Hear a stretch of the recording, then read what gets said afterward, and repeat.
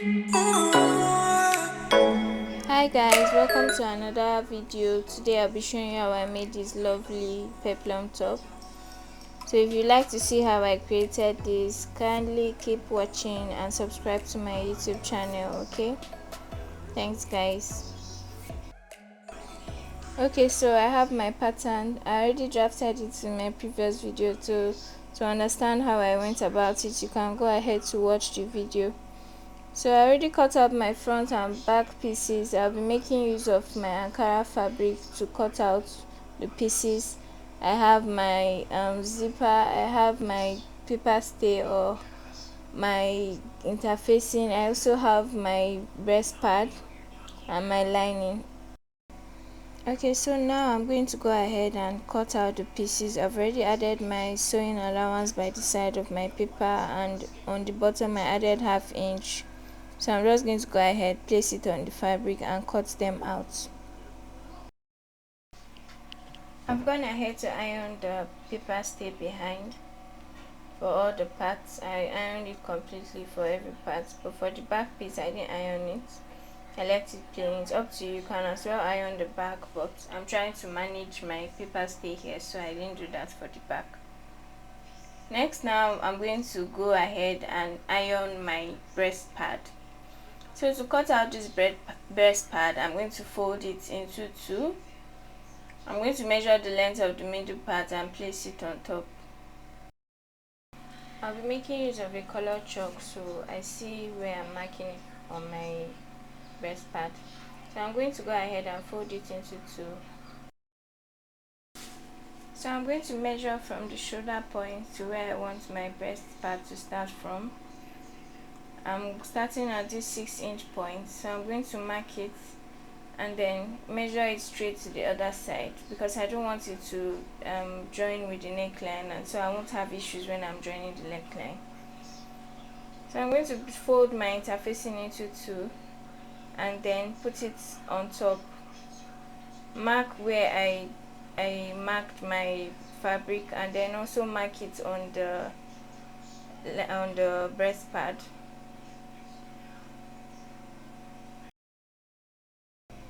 After doing that, just straighten it out.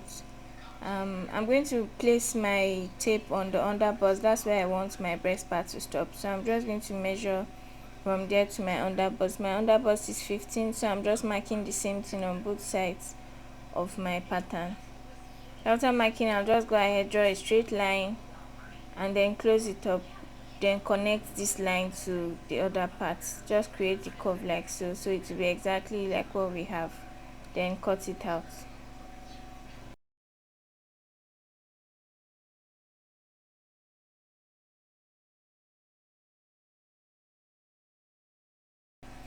Now that that is done, if you open up the front part, you are going to place the sticky part, that's the shiny part, on the wrong side, and just go ahead and iron it.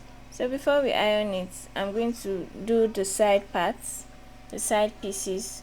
So to cut the breast pad, we are just going to use this method. We don't want it to reach the ends where we are going to sew, so we are going to cut it in such a way that it doesn't affect the stitching and it doesn't create a bulkiness by the armhole parts when we are done stitching.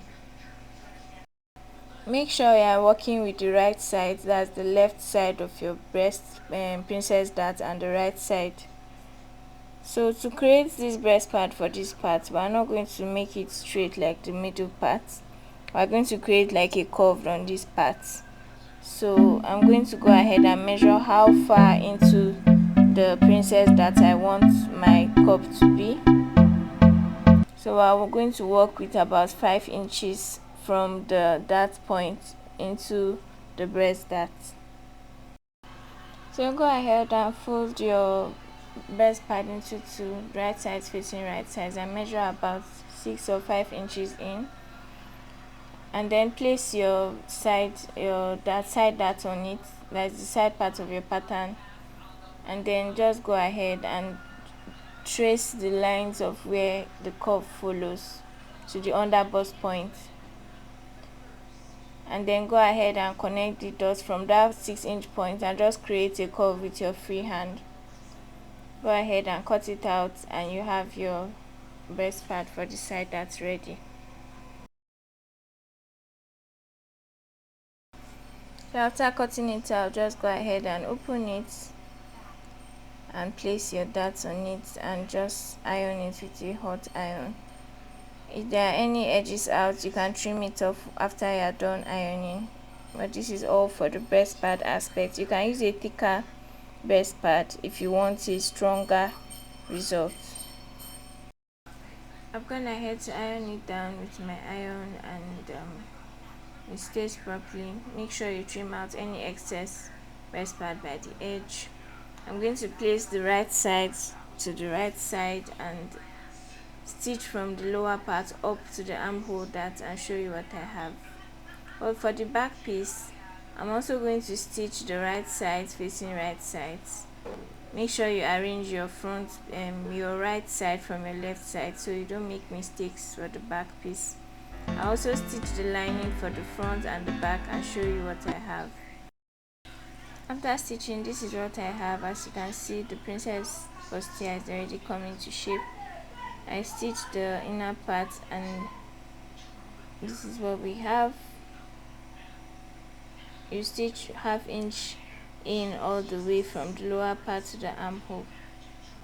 I've also sewn the back part from the wrong side. You can see I stitched ½ inch all the way. For the lining as well, I did the same thing for the front part.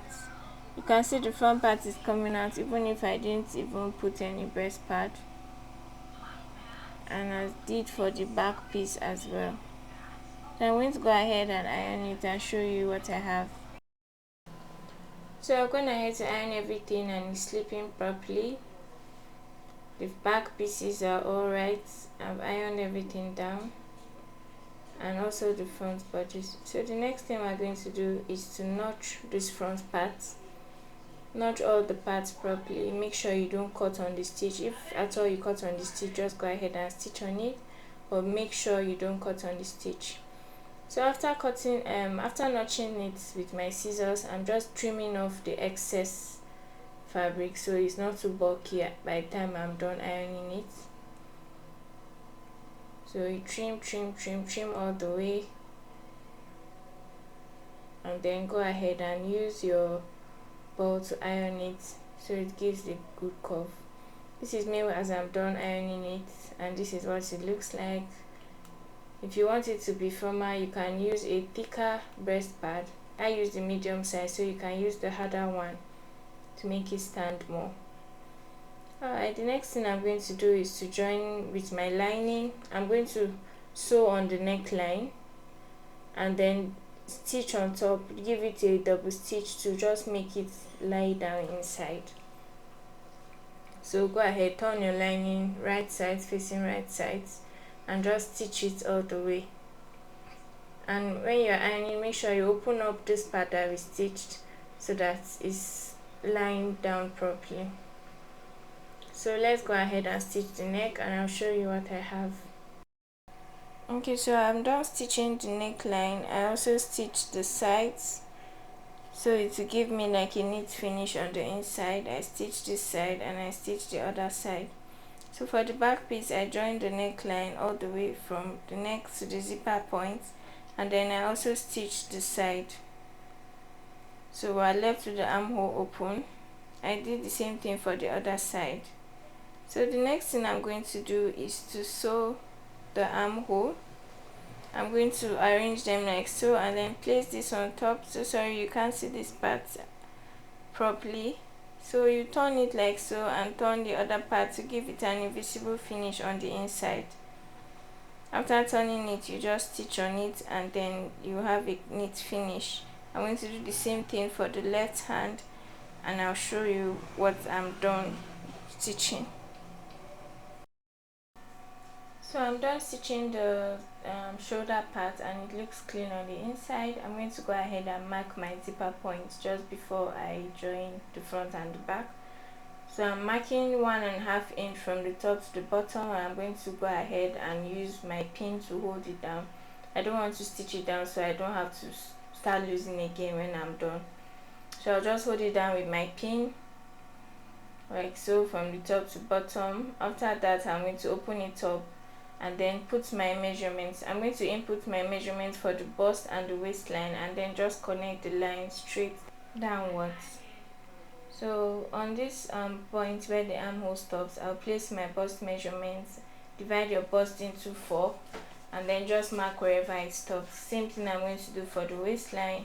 I'll mark the waist, divide it into 4, and just draw a straight line, go to my machine and stitch it down. We're done stitching. The next thing we're going to do is to input the flay on the bottom part and fix the sleeve, and we're done. So now the flay part is quite tricky, but if you understand it very well, it's absolutely simple. So what I'm going to do, my top length is 25 inches. I'm going to subtract my half length, that is my shoulder to my waist measurement, from the full top length. So my full top length is 25 inches minus 18 inches of my half length gives me 7 inches. So the total length of the flay we need to cut is around 8 inches. So we can use half inch for stitching on the top and half inch for stitching at the bottom. So for this flay, we're cutting a 180 degrees flay. It's not going to be too full because we are putting another flounce on top, and according to this style it is 180 degrees. So to get the waistline of this flay, I'll be dividing my waist into 4. My waist is 36 inches, divided by 4 is 9. So after folding our flay, we're meant to have 9 inches on the dot.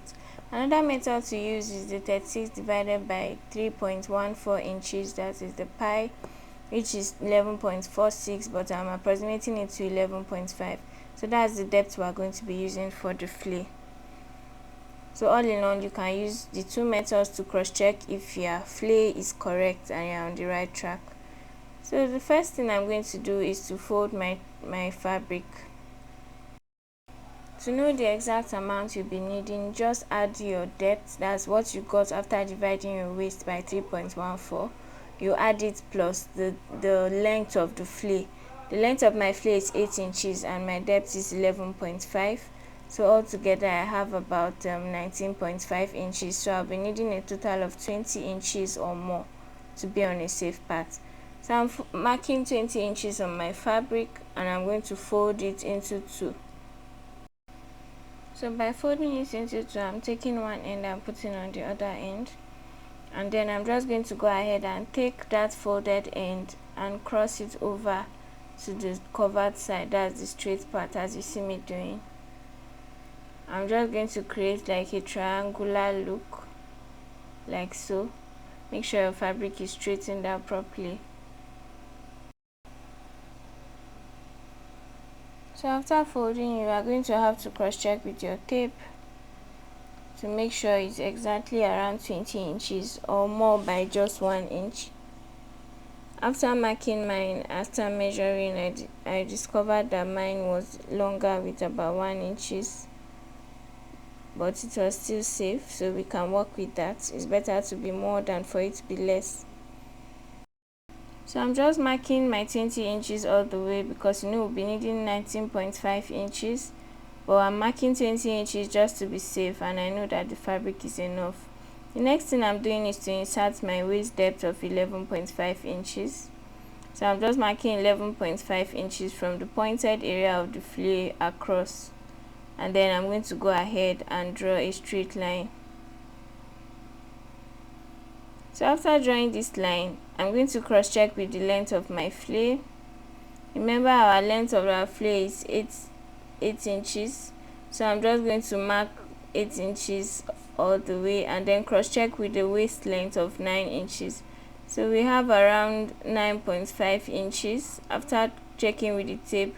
So that half inch that is on top is going to be enough for our zipper allowance. Let's go ahead and cut it out. After cutting it out, we have to cross check the length of the waistline and make sure it's enough for our waist, and we have extra for zipper allowance. So after measuring it, we had about 40 inches altogether. If you take out 2 inches on both sides, we are left with 18 inches. 18 inches by 2 is our waistline, so it is perfect for our flay. As you can see, it's not the normal flay, this is the 180 degrees flay. So I'm going to cut out the lining and stitch the ends together. I've gone ahead to cut out the lining piece and stitch it together. I stitched the lower part and I top stitch so it stays in place, and I also close the zipper part as well. The next step we're going to be taking is to cut out the flounce from the picture on the screen. That's the picture we're trying to recreate. So for this flounce, we're going to be folding the fabric into two pieces. We're not making an entire flay or an entire flounce, we're just making a curved like illusion. So for this flounce, the waistline, I don't want to call it the waistline, but the total length we'll be needing for the part that will stay on the waistline is around 12 inches, and we're cutting the two pieces together because we'll be lining each other. We'll be lining the flounce by itself. So for the waistline, since we have 12 inches and we're cutting the two pieces together, we'll be multiplying the waistline of 12 inches by 24 inches. So to get the depth of the waist for 24 inches, we're going to divide 24 inches by 3.14. It gave us 7.6 thereabouts, so we approximated it to 8 inches. So I'm just going to mark 8 inches from the point upwards, coming downwards. I'm going to mark it from the pointed end of my fold and mark it all the way as if I'm making a flare. So I'll mark 8 inches all through. After marking 8 inches all through, I'm just going to go ahead and draw the curve connecting all the points together. The next step I'm going to take is to insert my measurement. So for this flounce, one part is short and one part is long, so I'm going to be using 5 inches, and on the longer part I'll be making use of 15 inches. Mind you, add your sewing allowance of 1 inch, so basically we'll be using 4 inch and 14 inches. So I'm just going to come down to this point and just mark around 9 inches and just connect the curve together to give it a high-low flay effect. So after marking the flounce, I'm just going to go ahead and reconfirm the waistline. We're supposed to have 24 inches, but altogether we had about 13 inches for the waistline. So 13 times 2 is 26 inches. By the time we catch 1 inch for sewing allowance, we'll be left with 25, which is enough. So I'm just going to go ahead and cut it out and cut another piece of this. As you can see, I cut the back and the front pieces together, so I'm going to cut another back and front piece together and show you what I have. You can fold your fabric into 4 and cut all 4 parts at once. It's all up to you. I've gone ahead to cut them out, and this is what it's supposed to look like by the end of the day. I'm meant to fold it on top each other, just like they folded it in the picture we're trying to recreate. So this is what we have. I'm going to use my interfacing to iron on the wrong sides for all the parts of this flounce, and I'll show you. So I'm done ironing the interfacing, and I went ahead to stitch the sides together and ironed it out. So this is basically what I did. I stitched it round and I went ahead to knot round the curved area. I turned it inside out and made sure the pointed parts are pointing properly, and I went ahead to press it out.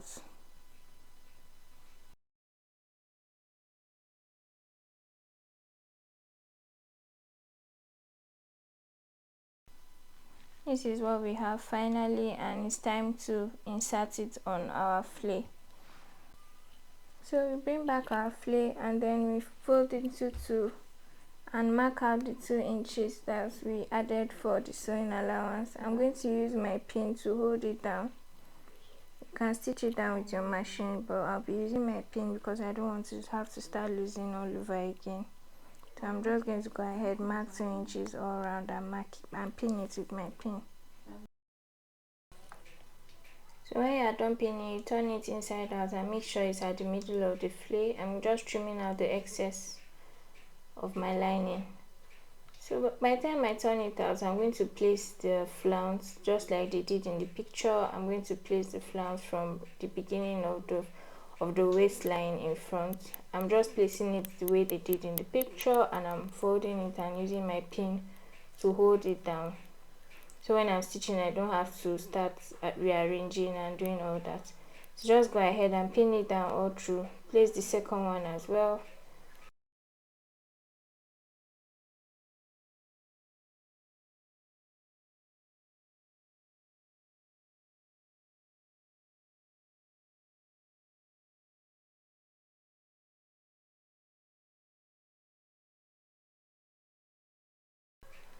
So we are done pinning it, and I've trimmed out some excess that were coming out. I'm just going to go ahead and sew it round the waistline of my upper parts of the, what they call it, the peplum top, and show you what I have. So I'm done sewing around the waistline and I've ironed it. It's time to fix the sleeve. I've cut my sleeve. If you want an idea of how to cut the sleeves, I just measured my sleeve length of 24 inches and added 1.5 inch for hemming allowance on the lower parts and stitching the sleeve. I inputted my sleeve measurements from the bicep to the wrist, and I just added the measurements as well. If you want to get a detailed explanation of how I cut my sleeve, you can watch the video on my channel. So I've notched the middle part of my sleeve, and I'm just going to place it from where the shoulder is starting from and sew it down to the armhole, and then fit. I'm going to use my chalk to measure my sleeve and then just sew it and make it to fit my body. Go ahead and stitch this end and this end. I'll show you what I have. So guys, we're done stitching the sleeves, and I've gone ahead to fix the zipper. This is what the top looks like at the end. I promise you, it's a very cute top. You can rock it with your jeans, your pencil skirt. So if you enjoyed watching this video, please give it a thumbs up and subscribe to my channel, and also share it to someone who might find it helpful. Thank you. See you in my next video. Bye.